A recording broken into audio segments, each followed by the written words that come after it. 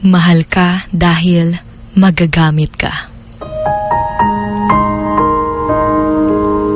Nakakalungkot lang isipin na may mga taong mamahalin lang tayo dahil magagamit tayo. Yung sasabihin niya sa'yo na ikaw lang at wala nang iba. Pero pag iba naman ang kanyang kasama, sasabihin niyang hindi kanya talaga minahal simula pa nung una. Mahirap sa part nung taong nagmahal ng totoo dahil lahat binuhos mo kahit wala nang matira sa'yo. Kaya mahirap talaga kapag nagmahal ka ng taong kailangan ka lang at hindi ka talaga mahal. Dahil hanggang sa mga magagamit ka, ay gagamitin ka talaga hanggang sa maubos.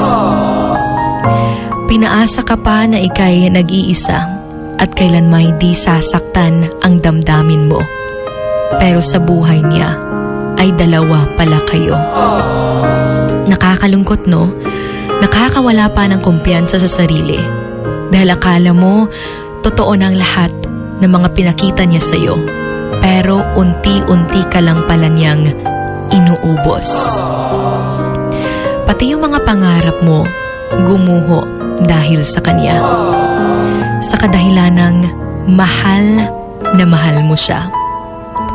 Muadto pa ka sa ilaha, bahalag, layo ka ayo ila. Kay lagi, love jud nimo siya. Pero bisan pa diayg, magsigi kag adto sa ila kada adlaw.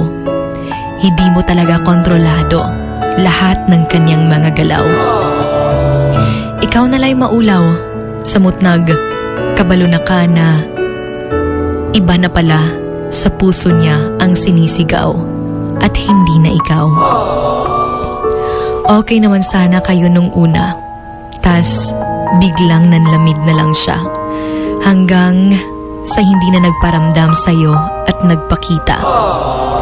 Hanggang sa nalaman mo na lang one day na yung sinasabi niya sa'yong wag mong pagsilosan yung taong to ay yung tao na palang laman ng kanyang puso. Take note na may mga taong nagbabago at may mga tao ring naghahanap ng bago. But it doesn't matter if ginamit ka lang at hindi na ikaw, dahil meron at merong taong darating sa buhay mo at ipaparamdam sa'yo na espesyal ka at kamahal-mahal ka. For you are unique, you are special, and nobody else can be you. Ika nga nila, you will never find the right one if you can't let go of the wrong one. You're with Sugar Dolly, your hugot babe, right here sa Wild FM 103.1. This is Emotions Going Wild. Emotions Going Wild. Wild FM. Emotions Going Wild. Wild FM.